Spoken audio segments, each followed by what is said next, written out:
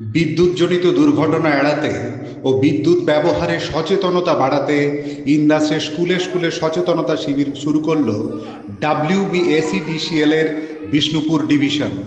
Indas customer কেয়ারের উদ্যোগে এই শিবিরগুলি স্কুলে স্কুলে করা হচ্ছে।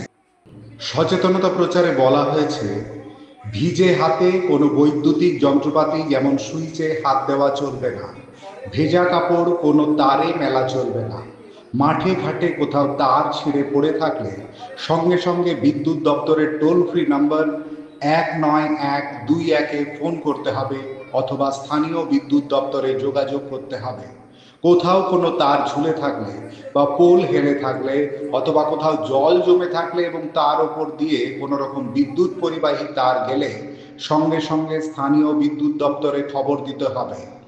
বড় কোনো গাছের ডাল ক্রমাগত বিদ্যুতের তারে লেগে থাকলে বিদ্যুৎ দপ্তরে খবর দিতে হবে।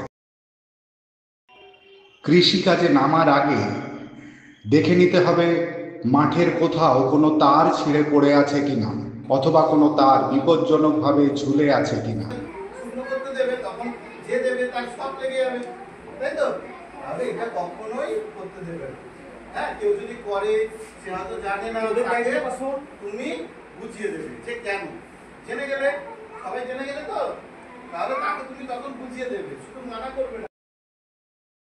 অযথা ফ্যান লাইট চালিয়ে বিদ্যুৎ অপচয় বন্ধ করতেও সচেতনতা প্রচার করা হয়েছে।